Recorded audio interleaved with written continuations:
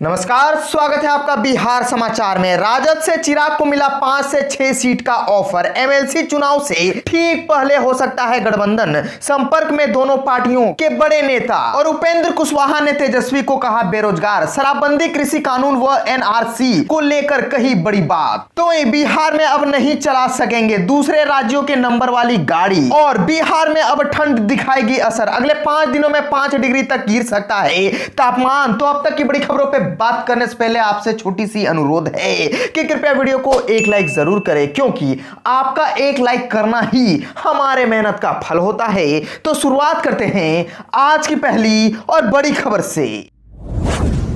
राजद से चिराग को मिला 5 से 6 सीट का ऑफर। एमएलसी चुनाव से ठीक पहले हो सकता है गठबंधन। संपर्क में दोनों पार्टियों के नेता। चिराग पासवान की लोक जनशक्ति पार्टी एनडीए को जल्द ही बाय बाय करने वाली है। सूत्रों के हवाले से इस मामले की एक और बड़ी खबर सामने आई है। चिराग पासवान की पार्टी को आरजेडी की तरफ से एक बड़ा ऑफर मिला है। बिहार विधान परिषद के 24 सीटों पर होने वाले चुनाव में लोजपा को राजद की तरफ से 5 से 6 सीट दिए जाने का ऑफर मिला है। राजद नेता तेजस्वी यादव चाहते हैं कि चिराग पासवान और उनकी पार्टी उनके साथ गठबंधन करे। गठबंधन के तहत ही एमएलसी चुनाव लड़े, ताकि सदन में भाजपा और जेडीयू गठबंधन को कमजोर किया जा सके। इस विषय पर राजद और लोजपा के प्रदेश स्तर के नेता लगातार एक दूसरे के संपर्क में है, लगातार एक दूसरे से बात कर रहे हैं। सूत्रों की माने तो चिराग की पार्टी की तरफ से प्रदेश अध्यक्ष राज तिवारी और पार्लियामेंट्री बोर्ड के अध्यक्ष कैलाश पांडे इस मामले में बड़ा रोल निभा रहे हैं, जबकि राजद की तरफ से उनके 3 से 4 विधायक गठबंधन बनाने में जुटे हुए हैं। इस मामले पर लोजपा की तरफ से प्रदेश स्तर के कोई भी नेता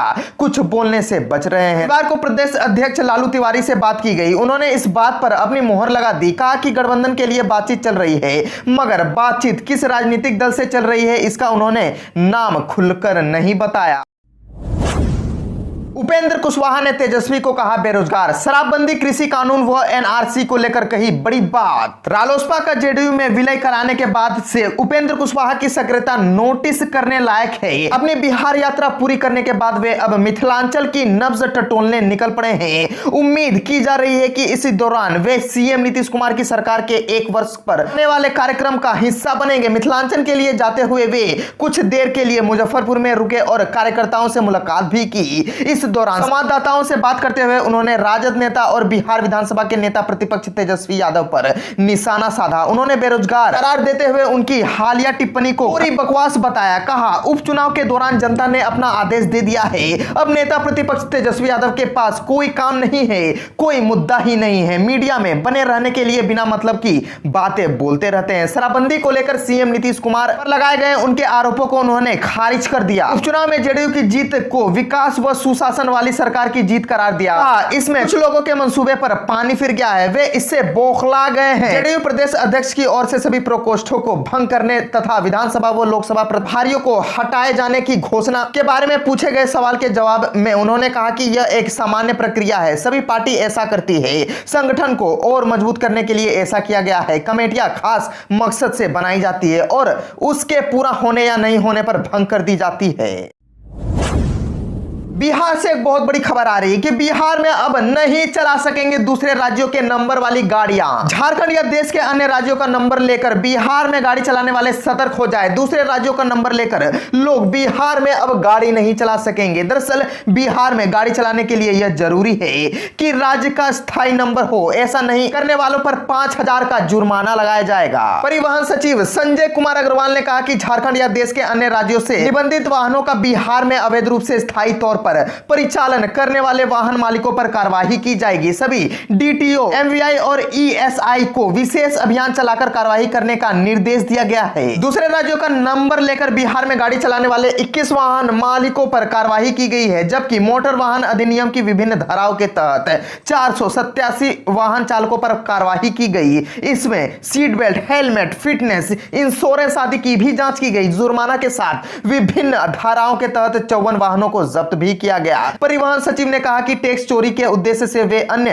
कारणों से वाहन मालिक लग्जरी और अन्य वाहन का रजिस्ट्रेशन झारखंड से कराते हैं और चोरी छिपे स्थायी तौर पर बिहार में परिचालन करते हैं। यह मोटर वाहन अधिनियम का उल्लंघन है। इससे बिहार को राजस्व का नुकसान हो रहा है। झारखंड या अन्य राज्य के वास्तविक वाहन मालिकों को परेशान होने की जरूरत नहीं है। वे अपना पेट्रोल पंप रसीद, ड्राइविंग लाइसेंस, टोला प्लाजा रसीद, आधार कार्ड या अन्य कोई प्रमाण पत्र दिखाकर झारखंड या अन्य राज्य से आने का सबूत दिखाएंगे तो उन्हें फाइन नहीं लगेगा।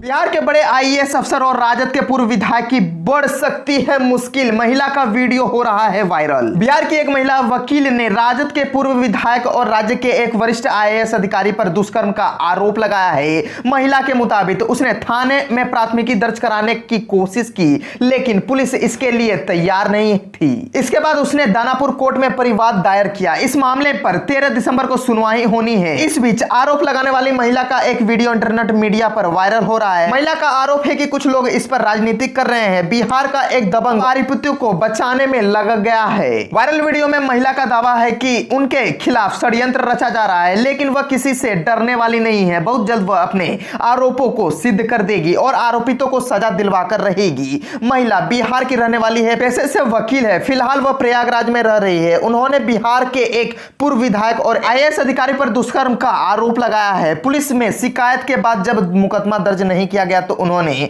दानापुर व्यवहार न्यायालय में शिकायत भेजकर परिवाद दर्ज करवाने की गुहार लगाई।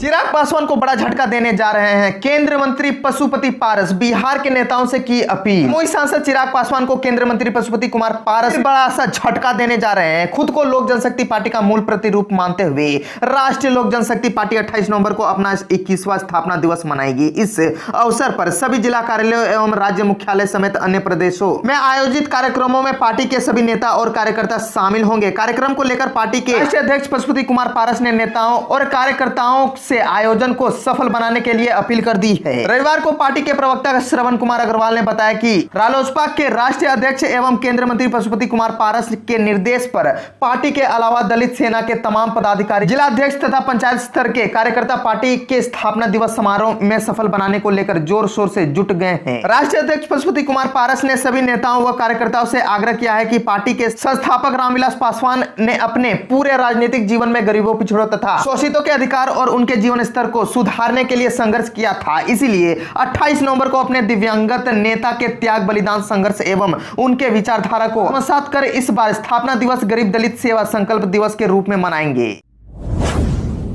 बिहार में अब ठंड दिखाएगी असर। अगले 5 दिनों में 5 डिग्री तक गिर सकता है तापमान। बिहार में मौसम काफी तेजी से बदल रहा है। किसी दिन तापमान में गिरावट तो किसी दिन बढ़ोतरी। हालांकि प्रदेश में ठंड ने दस्तक दे दिया है। इसमें 12 से 16 डिग्री सेल्सियस न्यूनतम तापमान औसतन रिकॉर्ड किया गया है। मौसम वैज्ञानिकों के अनुसार राजधानी में सोमवार से अगले 5 दिनों तक वातावरण शुष्क रहेगा, जिससे तापमान में गिरावट आने की उम्मीद है। अरब सागर से बना हुआ कम दबाव का क्षेत्र अब समाप्त हो गया है। इससे छाए बादल छट गए हैं। रविवार को राज्य में लेकिन अगर सबसे ठंडा स्थान रहा, न्यूनतम तापमान 15.6 डिग्री सेल्सियस रहा। पटना मौसम विज्ञान केंद्र के विज्ञानी संजय कुमार का कहना है कि प्रदेश में काफी तेजी से पारा गिर रहा है। अगले 5 दिनों में 2 से 3 डिग्री सेल्सियस तापमान में गिरावट आ सकता है। सुबह शाम तापमान में ज्यादा गिरावट आने की उम्मीद है। आजकल शाम से लेकर रात भर तापमान में काफी गिरावट देखा जा रहा है। रात का 8 बजे के बाद तो लोगों को खुले में रहने पर ठंड का एहसास हो रहा है। दिन में धूप निकलने के बाद लोगों को काफी राहत मिल रही है, लेकिन शाम होते ही पारा गिर जा रहा है।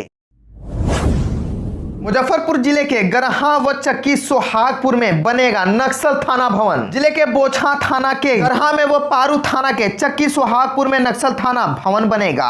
यह भवन G+2 स्ट्रक्चर का होगा।